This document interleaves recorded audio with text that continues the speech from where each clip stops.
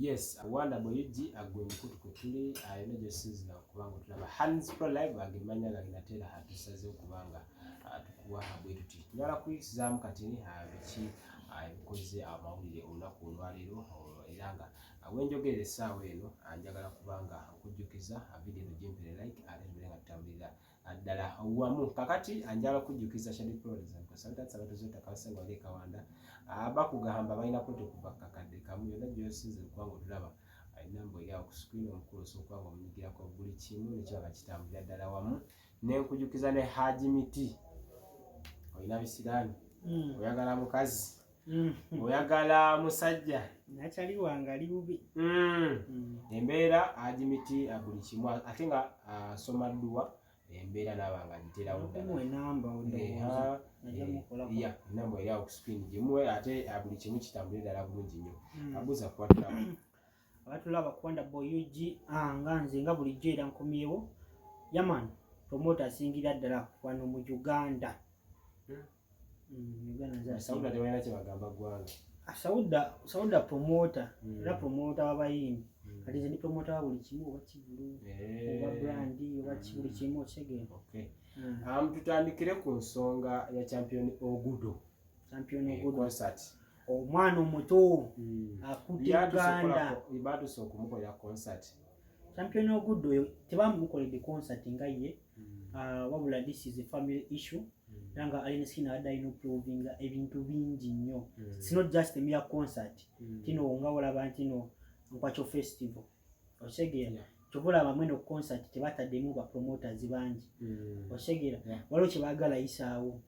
ati kale waliwo kyebagala kola ki okuyisaawo the return of Champion Gudo ekigambo bagenda kujja bakasente kagenda kola kimpozi by the way sente zigenda okuvaayo sente ezo zigenda kuzimbira mama wa Champion Gudo ki enyumba fine sawa zino wali tali bubi era nga ali bulungi cause naye just ntino abeera mu ghetto bagala bamugyeyo bayinza mufuna enyumba side zeno Salama Road kumpi ne Kampala abeera nga abeera flexible n'essomero nga asinga amavudde bagamba Lenskin takola ki tasomesa oyo omwana era Champion Gudo tasoma siba waka osegera ekintu ng'ekyo kati bagala bamuteeke ewali availability oba ewali presence y'essomero era oyinza osanga after all this ojala omwana ayinza ogenda ku KPS if all goes well. KPS tekivangamu KPS by the way nalabye tata wa Champion Gudo baba mukozesa wa musajja mulalo by the way butabika onchemanyi waliyo abakulira butabika osegera basobola buli government oba buli public hospital inagikulira osegera jagala aveyo mukulu omu agende okuva butabika ajje banonyerezeko oyo omusajja ayinza okuba nga alina ekikyamu mutwe tata agamba ali entamutuukirirangako ng'omuntu ekisoboka era yagamba teyemanyi omusajja ku bitono byemumanyiko oyo omusajja yasulawo famire ye ayinza okuba nga yagisulawo ng'ayagala kozasinga mujavayo mugambe kino sente olumu zibula biki omukazi nanoba nedda yasulawo family how first of all uyu musajja bangambye kigambibwa nti ayina abaana muki mama Champion Gudo abaana babiri osegeera kati abaana n'abaana babiri abo ayina Champion Gudo ne waliwo omwana muto bamuyita Amacha namulabye nga bagenda mu kimaleero oba olabye omukulu Sabba Champ ng'ali naye ekitegeeza ayinza okuba nga naye yagenze n'amugjayo ewaka obanga naye amuleeta wano ku ganja fango namanyira ganja no ewa mukunja atasereri kati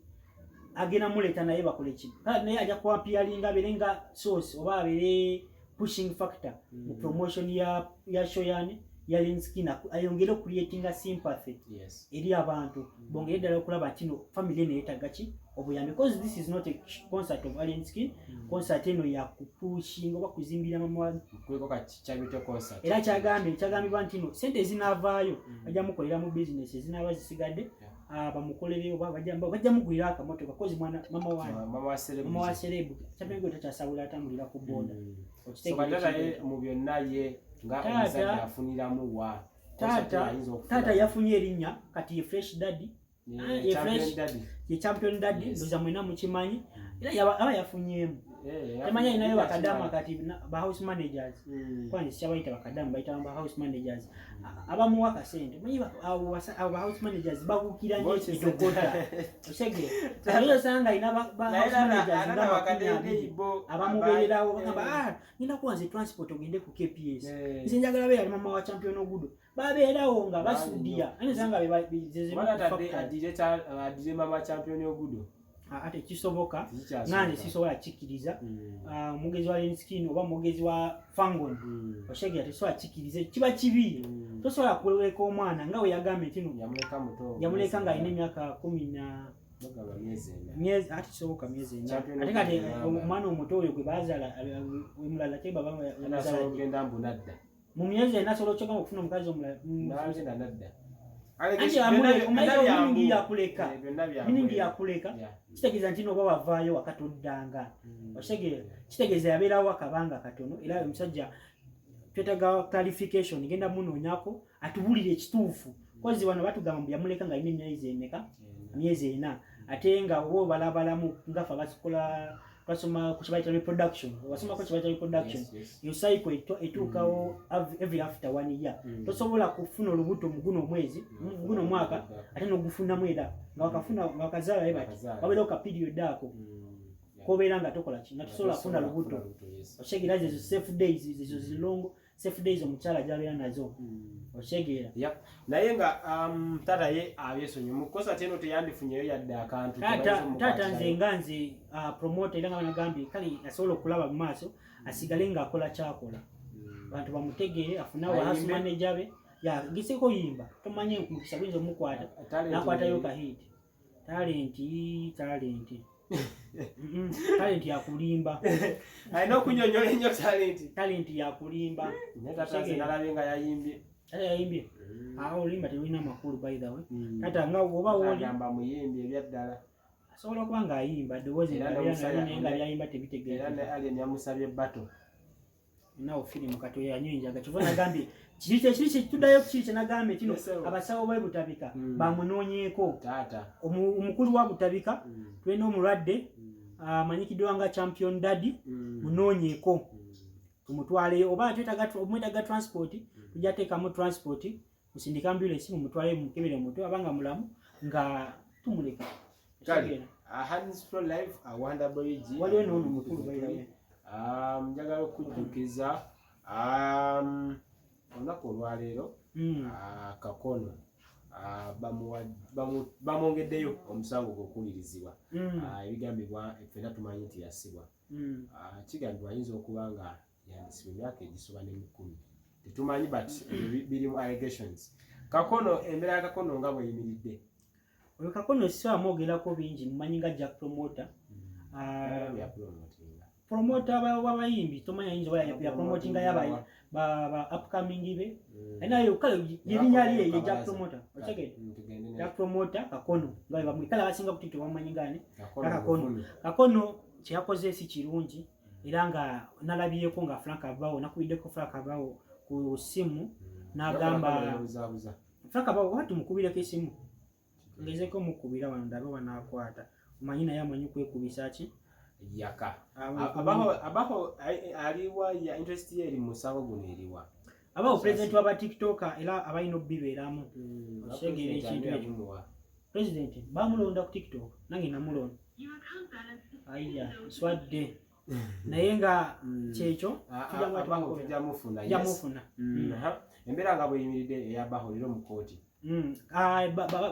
kawo yavide abawe namukubide maya yambera ya Kakono so abawe namukubide nangamba ntino bagenda musibe emyaka 15 ntino alina files 15 ntino buli file ya mwaka ogwo abaho datulimba tumanya amateeka tugende maaso naye aho gemazima mujja kuloza bya kusaga tata wa muno tosoma mama wa muno tosola veri kati mama wowe bamuvume kivumu tesola nzina kuyisa mukamwa kandi uli solo ya bulungi ekyo kuvuma si kyengamba naye wagamba mbu files 15 gyemyaka 15 bale basija bayina kale tugende maaso kati Jack promoter ina sindi za solo kola olaba ne Lenskin engeri yatakusema amateeka kyeni Lenskin yavudeyo nagamba kino basobole kale bamusibemu bamukubemu kiboko bamutwale kampini ngisa bamusaka teziri kiboko zibaita masanzi eza masanzi bazimu bekabina ne ku mutwe ku magulu buli wamu ku nkoona buli wamu otegera kumala weeks ezi wala akakono akavaako kaveeko ate tebamuleme sajja watu temumukola ki temulemesa bulamu otegera bamutwale bamukube ekiboko kumala weeks 3 kusibu wale bachali bange bamanyikiddwa nga Odoyi yali mubbi nnyo nga tulugunya abaana emutungu eyo bamukwata bamusakata kiboko kumala weeks 3 wali era nagulu ku remand home mana nakola ki naterera kati ne kakono kyabulako bamubbe ekiboko nga bamukata ne video ziri kiboko zennyini otegera bamuleke kono obula neki nelama era kakabonero kale nga tumaliza nenga bamusonyiwe kale ate ekyokumusonyiwa balire kasooka abeereyoko nze ndowooza realizing ensobi ze ebyokwetonda buli omu asobola okwetonda naye nga kakono bambi musajja mwetondere gravity naye nalabe gravity musajja mugezi teyaze mawulire kwezo ensonga ate nga ali underground ali big following kyobola atayafunye platform mu kigambo kimu bibiri President Museveni akuza amazaalibwa ge makwano go Avumasi namulabyeyo ne Dr. Sefuko n'abalala abaana nayo babavuma awo era ojja kumaliriza la still n'ebigambo bya Bobi Wine agambye nti obuwumbi n'obuwumbi babutadde mu birthday y'omukulu mukimanyi bulungi kino sente zonna President Museveni zakozesa ziba za ggwanga teri amanyi naye nga musajja mukulu kyayogedde naye nga mukimanyi bulungi kino sente zakozesa ziba za ggwanga era nga mwalabyeko ng'agaba sente eri abantu otegeera kati ekyo ekintu tekyalabise bulungi eri maaso g'abantu abamu era bavuddeyo ne bagamba Bobi Wine kino nakino era Bobi Wine yayogedde ng'asinziira ku byabalala kozi mukimanyi bulungi yabadde afokasinga ku lale era ayinza abamuwadde false information nga teyagyegendereza bulungi otegeera kozi yabadde ku lale tusa kunga matini yabadde ku lale ate nga the same time ng'agoberera neero anti bebe ngambi basobola bamuwadde grapevine information bagita grapevine bagamba nti sente zebakozesa za ggwanga kitegeeza of course ebyokuteekakolo mmere nabyo badde osawundi bayimbi byonna era wala abayimbi benalabye bamugenda kwekwekawa bagenda bakuba kibooko mujaziraba ku internet kale sibula abantu oba ino basiibule kati bwebasiibula kyekibaawo bwekikole kale bwe tuti bwe tulabise atubagala nnyo mwebale kubanga amutugobera here there tubasuubiza tugenda kuba atubawa ekisinga nga bwe guli omulungavu Hands for Life mbadde ne Jack olunaku olwaleero.